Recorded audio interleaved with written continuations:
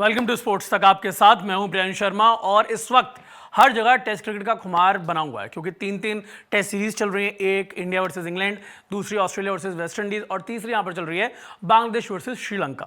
अब इसी बीच यहां पर आईसीसी ने क्रिकेट रूल्स में बड़े बदलाव करने का फैसला किया। 7 बड़े बदलाव हुए और सबसे बड़ी बात पता क्या होती है, जब ये बड़े बदलाव होते हैं तो आपको रूल्स समझना जरूरी रहता है क्योंकि इन रूल्स का जो बदलाव होता है वो टाइम के अकॉर्डिंग और जो फैंस होते हैं उनके अकॉर्डिंग भी किया जाता है और कहीं ना कहीं गेम को बैलेंस करने के लिए किया जाता है। अभी जो 7 बड़े बदलाव हुए हैं, जो इंप्लीमेंटेशन हुए हैं, उनको हम एक एक करके आपको समझाएंगे, ग्राफिक्स के जरिए यहां पर समझाएंगे क्या क्या बदलाव हुए हैं। 7 बड़े बदलाव है। सबसे पहले बदलाव की अगर यहां पे बात करें, stop clock in test cricket. ये बात साफ तौर पे आप समझिए कि ये रूल जो है ये आपके टेस्ट क्रिकेट के लिए। अब इसमें क्या है, आपको जैसे आपने आईपीएल में देखा था कि ओवर नंबर 1 और ओवर नंबर 2, इसको ओवर नंबर 1 खत्म होता है और ओवर नंबर 2 शुरू करने के लिए बॉलिंग टीम को सिर्फ 60 सेकंड का समय यहां पर मिलता था आईपीएल में, ताकि गेम थोड़ा जल्दी मूव फॉरवर्ड करे।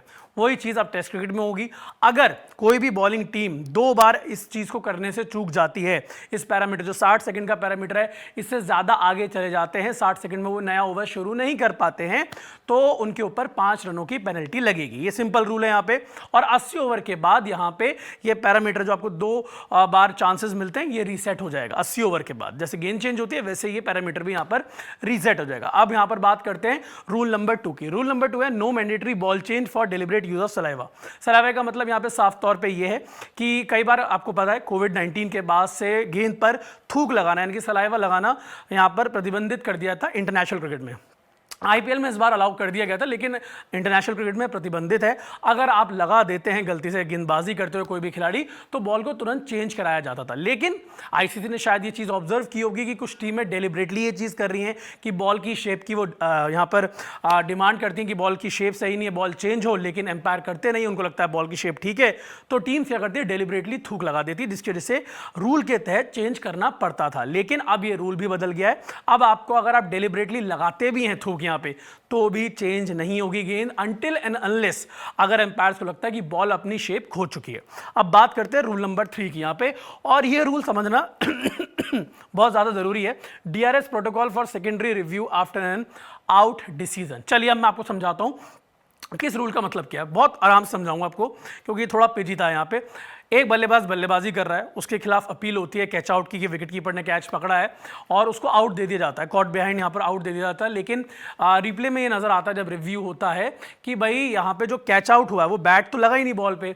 तो पहले क्या होता था कि जो पहला इंसिडेंट हुआ यहाँ पे उस पर ही वो नॉट आउट करार दिया जाता था, और जो सेकंड इंसिडेंट जो कि है कि बॉल बैट की जगह पैड पे लगा था, जो आवाज आई थी वो पैड की आई थी, तो वहां पर भी ये कहा जाता था कि भाई नॉट आउट ही रहेगा, वो कंसीडर ही नहीं करते थे उस चीज को यहाँ पे। लेकिन अब जो नया रूल आया उसमें ये कहा गया है कि अगर एज नहीं लगी है, बैट नहीं लगा है और दिख रहा है रिप्ले में साफ कि पैड लगा है, तो पैड लगने को यहां पे उसका फिर रिव्यू वहीं से चलेगा आगे और बॉल ट्रैकिंग देखी जाएगी। और ये नहीं होगा कि नॉट आउट है तो नॉट आउट रहेगा वहां पे, क्योंकि आपका जो पुराना रूल था वो ये कहता था कि पहला डिसीजन जो है वही मान्य रहेगा, अपहेल्ड रहेगा। अब नहीं होगा। अब जो बॉल ट्रैकिंग है उसको देखा जाएगा, वहां पे एम्पायर्स कॉल का भी वर्डिक्ट लिया जाएगा। अगर सब चीजें ठीक रहती हैं तो सेकेंड इंसिडेंट यानी कि जो पैड पे जो बॉल लगी है उस पर भी बल्लेबाज आउट हो सकता है, यानी गेंदबाजों के लिए ये एक अच्छा रूल है। अब बात करते हैं रूल नंबर 4 की। यहाँ पे रूल नंबर 4 है combined reviews decision will be chronological. अब देखिए एक बॉल पे क्या होता है कि बॉल पैड पे लगी, एलबीडब्ल्यू की अपील हुई, वहीं पे खिलाड़ी भागते हैं, रनआउट होता है, तो पहले ये होता था कि रनआउट का देखा जाता था, एम्पायर्स कॉल पे एम्पायर्स रिव्यू लेते थे और रनआउट का ही वहां पे चेकिंग होती थी। लेकिन अब ऐसा नहीं होगा। अगर एलबीडब्ल्यू की अपील पहले हुई है, जो कि रनआउट से पहले ही होता है, तो पहले एलबीडब्ल्यू चेक किया जाएगा। और पहले ये होता था कि अगर जो पहले चेक हो रहा है उसके बाद अननेसेसरी हो जाती थी चीजें। और दूसरी चीज ये कि अब अगर यहां पे एलबीडब्ल्यू आउट होता है तो जो रनआउट की अपील है वो फिर यहां पे अमान्य हो जाएगी। अब कैसे, मैं आपको समझाता हूं। सपोज कीजिए रोहित शर्मा विराट कोहली बल्लेबाजी कर रहे हैं ओडीआई में, यहां पे विराट कोहली के ऊपर एलबीडब्ल्यू की अपील होती है, विराट भागते हैं और रनआउट की अपील होती है रोहित शर्मा के अगेंस्ट। तो जो पहले चेक किया जाएगा वो विराट कोहली का एलबीडब्ल्यू चेक किया जाएगा, और अगर वहां पे विराट आउट पाए जाते हैं तो विराट को आउट दिया जाएगा डिस्पाइट रोहित रन आउट हुए या नहीं हुए, ये चीज है। लेकिन अगर वो नॉट आउट रहते हैं, वो पैड पे जो बॉल लगी है वो एलबीडब्ल्यू नहीं होते, तो उसके बाद फिर रोहित शर्मा का रनआउट भी चेक किया जाएगा। इस तरह से आप इस रूल को समझ सकते हैं। अब अगले रूल की यहां पर बात करते हैं, fairness of catch to be rewarded revived reviewed for no ball. Reviewed का मतलब यहां पे क्या है मैं आपको बताता हूं। पहले ये होता था कि अगर कोई कैच पकड़ा गया और वो लग रहा है कि ज़मीन से लगा है या नहीं लगा है, तो इसमें एक चीज़ ये भी है कि नो बॉल अगर हो गई तो एम्पायर ये चेक नहीं करता था पहले कि भाई ये फेयर कैच था नहीं था, क्या था, नो बॉल हो गई मतलब नो बॉल हो गई, आप आउट हो ही नहीं सकते थे। लेकिन अब क्या होगा कि सपोज कीजिए एक शॉट मारते सूर्य कुमार यादव, एक फील्डर कैच करता है लेकिन वो फेयर कैच है और नो बॉल हुई है तो सिर्फ 1 रन मिलेगा। पहले क्या होता था जितना भी आप भागे वो रन मिल जाते थे आपको, लेकिन अगर वो फेयर कैच नहीं है, अगर फेयर कैच है तो 1 रन मिलेगा डिस्पाइट ऑफ नो बॉल, आप आउट नहीं होंगे लेकिन रन 1 ही मिलेगा। और उसके साथ साथ अगर फेयर कैच नहीं है और आप नो बॉल का 1 रन प्लस आप 2 रन भाग जाते तो आपको 3 रन मिलेंगे।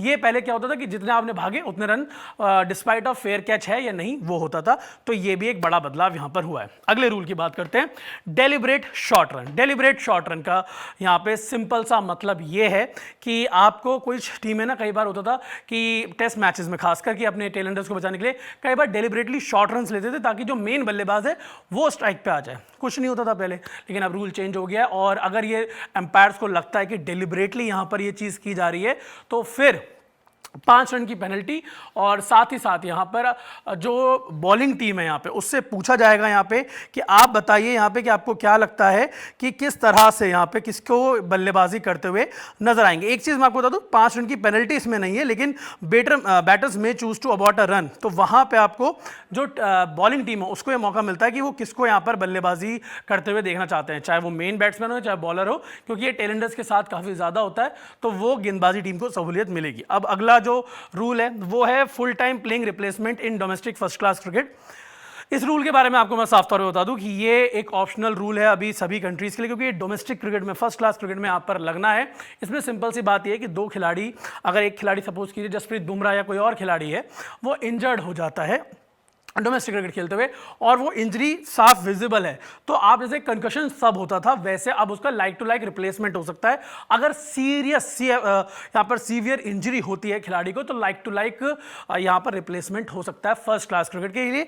लेकिन ये हर टीम का, हर कंट्री के ऊपर है कि वो अगर चाहते हैं तो वो वहाँ पर इस रूल को इंप्लीमेंट कर सकते हैं। तो ये 7 बड़े यहाँ पर बदलाव हुए। डेलिब्रेट शॉर्ट रन का मैंने आपको बताया, 5 रन की पेनल्टी नहीं है यहाँ पे, उसमें गेंदबाजी टीम को यह मौका मिलता है कि आप यहां पे चूज करें कि आपको किस बल्लेबाज को फेस करना। तो ये 7 बड़े बदलाव यहां पर हुए, जिसकी अब हमने आपको पूरे जो एक्सप्लेनेशन है वो यहां पर दे दी। तो ऐसी और वीडियोस के लिए स्पोर्ट्स तक को सब्सक्राइब करें।